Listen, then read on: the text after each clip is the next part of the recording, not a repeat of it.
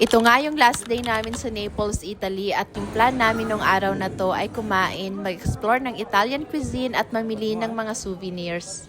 Maaga nga kami nagising nung araw na to para i-explore ang city center ng Naples nang hindi pa sobrang init at konti pa lang yung mga tao. Dami din palang mga artists dito sa kalsada ng Naples, so if interested kayo bumili ng kanilang crafts, madami kayong mabibili.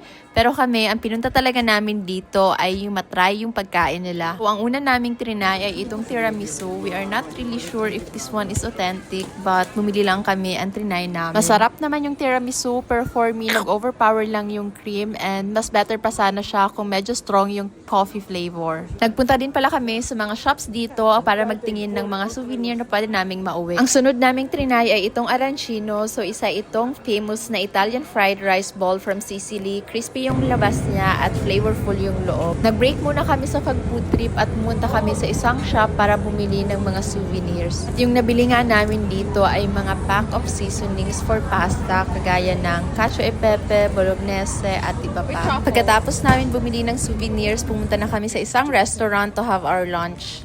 Dahil medyo busog pa nga kami, ang in-order lang namin dito ay fried seafood at isang pasta dish.